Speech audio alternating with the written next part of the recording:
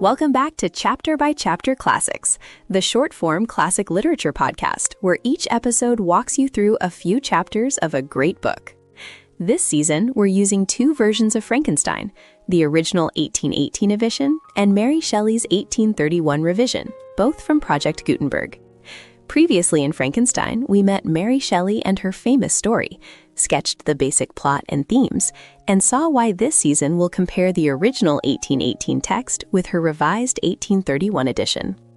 In this episode, we're looking at letters 1 through 4, where Robert Walton writes home from his Arctic voyage and meets the mysterious stranger, who will turn out to be Victor Frankenstein. The basic events are the same in both editions, but the 1831 text sometimes adds a slightly more reflective, moralizing tone, and we'll mention that briefly as we go. We are starting a deep dive into, well, the absolute foundation of one of the most enduring stories ever written, Mary Shelley's Frankenstein, or the Modern Prometheus. And our mission today is really to get a microscopic look at the novel's frame narrative. Exactly. Specifically, the first four letters 1 through 4. This is where Shelley builds the entire architecture for the tragedy. And she does it so far away from, the familiar settings of Europe. She takes us right into the icy, desolate Arctic. It's an amazing opening. I mean, these letters do two really crucial things, don't they? They really do. First, they set up that nested story structure, the story within a story that defines the whole novel. And second, they introduce our two key voices for this part of the narrative. Our narrator, the explorer Robert Walton, and then the wreck of a man he rescues. Victor Frankenstein. Now, for this deep dive, we've used both the 1818 and the 1831 editions of the text. And we should probably clarify something here that can sometimes confuse people. Right. Well, the main events in these letters are the same in both versions. Walton goes north, he sees the giant, he rescues Victor. There is a subtle difference. The 1831 edition, which is the one most people read today, it adds, what would you call it, a more moralizing tone. I think that's a perfect way to put it. It's a vital distinction. You have to remember, Shelley revised that 1831 text after a lot of personal tragedy and public scrutiny.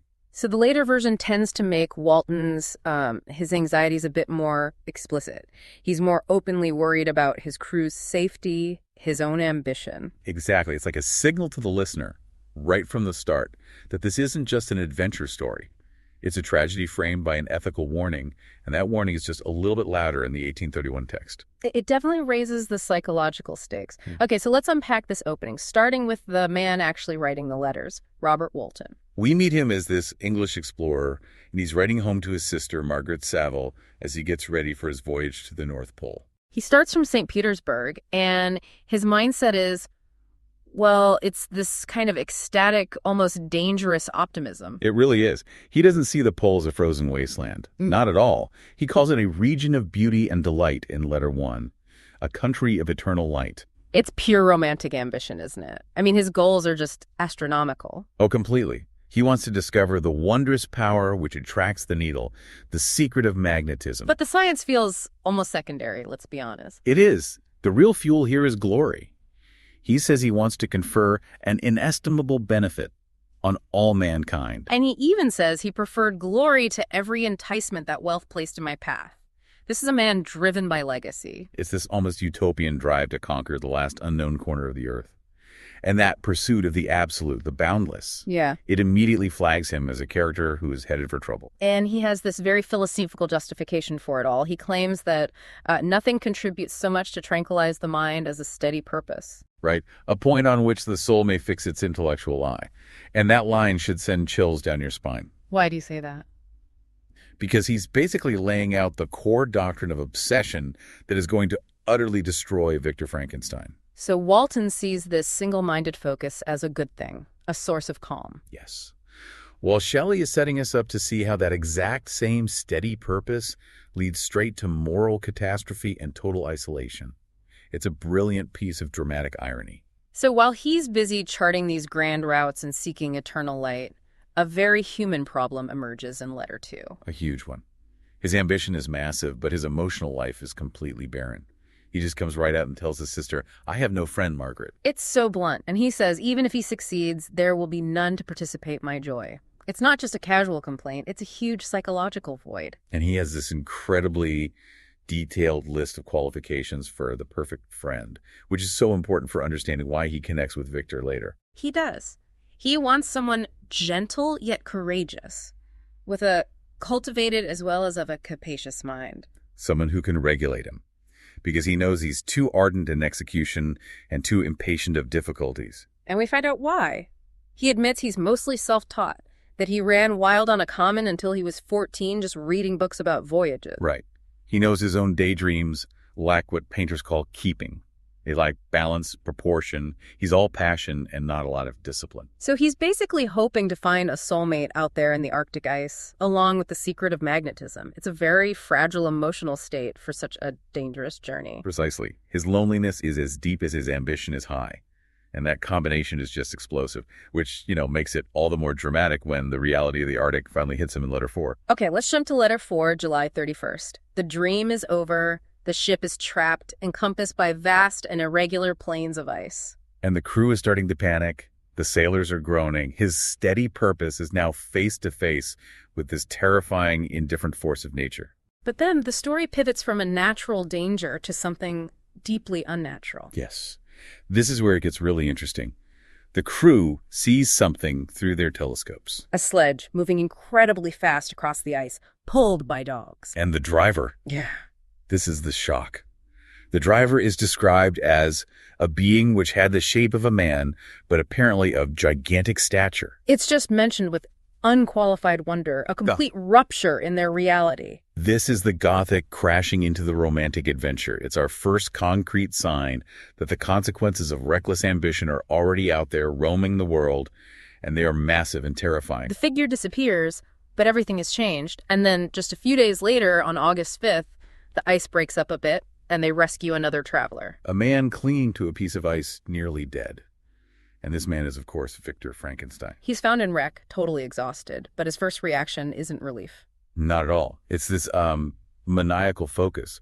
He shows the greatest eagerness to know if the other sledge, the gigantic one, had been destroyed. And he won't even board their ship until he's sure they are still heading north. He's still in pursuit.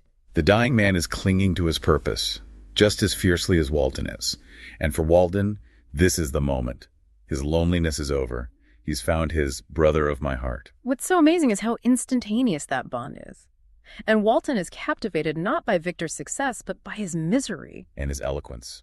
He describes him on August 13th as so gentle, yet so wise. He's just completely drawn to this broken, passionate man. And it's actually Walton's own confession about his ambition that seals the deal. He mentions wanting a wiser and more experienced friend to regulate his mind. And that just triggers Victor. He recognizes the danger in Walton immediately.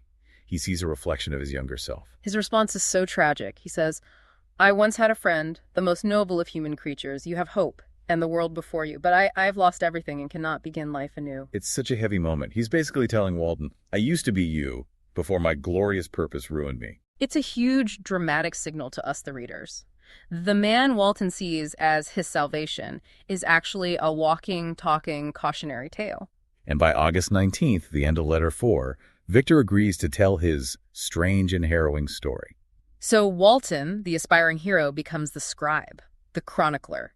He shifts from being the subject of the story to the person who makes sure Victor's story gets told. The frame is now complete. Okay, so let's just quickly synthesize what Shelley has done in these 4 short letters. The frame isn't just decoration, is it? Not at all. It lays out all the philosophical ground the novel's going to cover. We've got 3 huge themes right on the table. First, there's boundless exploration and discovery. Right. This dangerous search for knowledge in hostile places. Walton is after a new passage. Victor was after the secret of life itself. Both quests are defined by solitude. Second, and this is the big one, obsession and isolation. Yes, the core tragic flaw. Walton praises his steady purpose, but it's made him incomplete.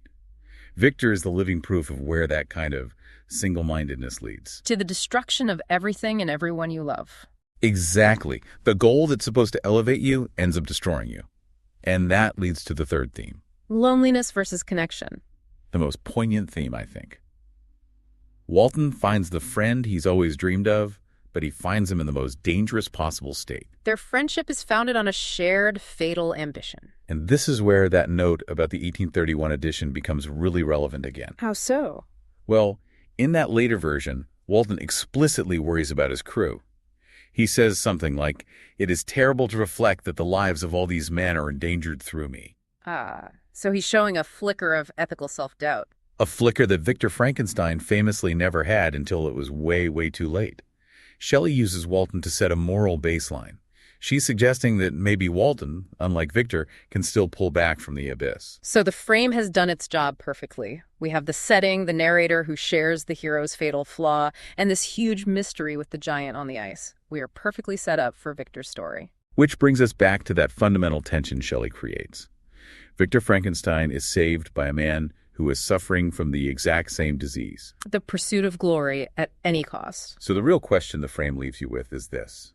Can Walton's desperate need for a friend survive when that friend is the living embodiment of the very danger he himself is chasing? Wow. He's found the answer to his loneliness, but that answer is the tragedy he is courting.